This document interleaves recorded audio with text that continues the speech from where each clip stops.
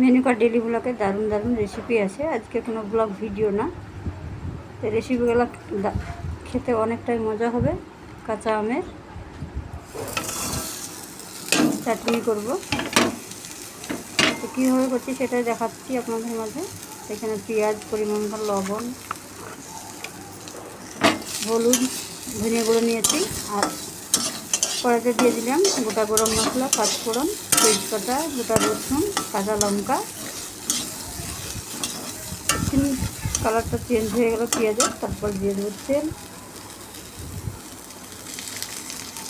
এখন অ্যাভেলেবল পাওয়া যাবে কাঁচা আম, বাগান না থাকলেও হাটে বাজারে সব জায়গাতেই পাওয়া যাবে। তো অবশ্যই ট্রাই করে দেখতে পারেন, ভালো লাগবে। আর সংগ্রহ করে অনেক দিন ধরে খাওয়া যায় আচারগুলো। ভালো করে আমটা কেটে ধুয়ে পরিষ্কার করে পানি ঝরে নিয়েছি। আপনারা চাইলে করে অনেক দিন তুলে করে রোদ্রে শুকাতে পারেন, তাহলে পানিটা মরে যাবে একদম। এই যে ভাজা মশলাগুলো দিয়ে দিচ্ছি, ভালো করে নাড়াচাড়া করতে থাকবো। এখন অনেকটাই টুকটাক কাজগুলো করেছি, সেই কাজগুলো আজকে শেয়ার করবো না। তো দুটো রেসিপি, সেটা হচ্ছে চাটনি আর চিকেন রান্না করব। চিকেন রান্না তো অনেকবার দেখাইছি, তারপরেও একবার দেখে দিলাম, ভালো লাগবে বেশি। এরকম করে টকটক যদি আচার হয় আর সাথে চিকেন কষা, একদম ভাত খেতে জমে যাবে। ভাত, রুটি, পরোটা যা দিয়ে খাবেন। বেশ ভালো মতন আম থেকে আমার তেল ছেড়ে দিয়েছে, আর আমটা ভালো হয়ে গেছে।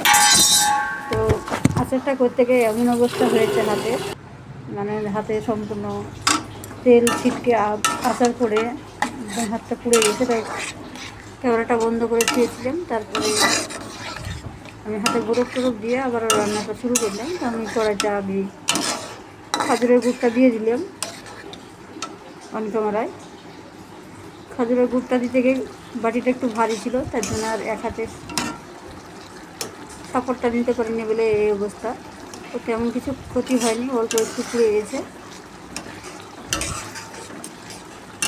তো আচারটা মোটামুটি হয়ে গেছে, এখন একটা সাইডে নামিয়ে নিচ্ছি। তো খুবই সুন্দর হয়েছে আচারটা, কেমন লাগছে অবশ্যই জানাবেন। আর রেসিপিটা অবশ্যই ট্রাই করে দেখবেন, দারুণ হয়েছে। কালারটা খেতেও অনেকটা সুন্দর হয়েছে, কিন্তু হাতটা জ্বালা করছে, তাই আর মনটা খারাপ। মন খারাপ হলে আর কিছু করার নেই, যেটা হওয়ার তো হয়েই গেছে। রান্না করছি এখন চিকেন। দিয়েছি গোটা একটা রসুন আস্ত, দিয়ে পরিষ্কার করে, কাঁচা লঙ্কা, পেঁয়াজ, সরষের তেল, তেজপাতা, এলাচ, আদা, রসুন, জিরে দিয়ে বাটা মশলা, বেশ খানিকটা মশলা দিয়েছি। তার সঙ্গে এখন চিকেন আনা হচ্ছে, তো বাটি ধরে জল,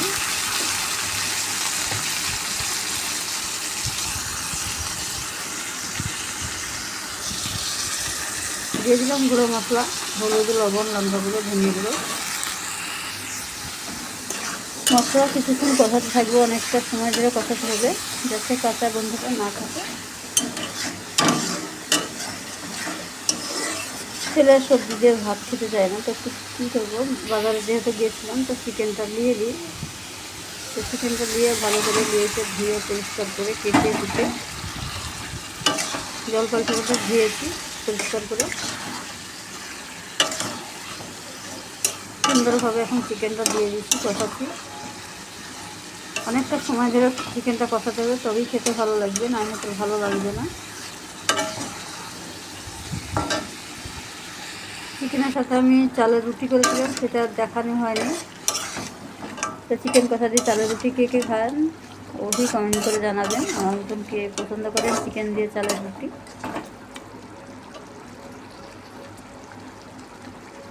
একদম চড়বড় করে ফুটছে, কড়াই দিয়ে ঢাকা দিয়ে দিলাম কিছুক্ষণ। একদম শুকনো শুকনো হয়ে কষানো হয়ে গেছে, চিকেন থেকে তেল ছেড়ে দিয়েছে একটা একটা করে। কালারটা খুবই সুন্দর এসেছে।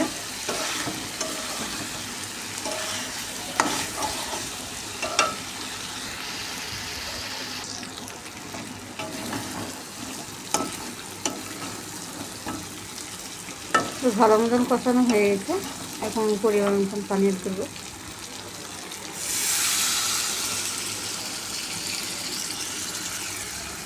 পরিমাণ মতন পানি অ্যাড করেছি, তারপরে ঢাকা দিয়ে দিচ্ছি কিছুক্ষণ নাড়াচাড়া করে।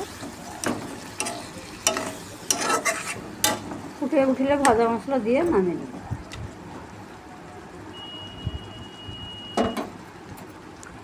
খুব সুন্দর কালার এসেছে চিকেনে।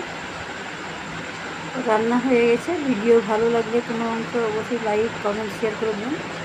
যারা নতুন আমার চ্যানেলটাকে মনে করলে সাবস্ক্রাইবটা করে পাশে থাকতে পারেন। অবশ্যই ফেরত করবেন সময় মতন। ফুল ভিডিওটা দেখে দেবেন। আর ভালো থাকবেন, সুস্থ থাকবেন সবাই। আল্লাহ হাফেজ।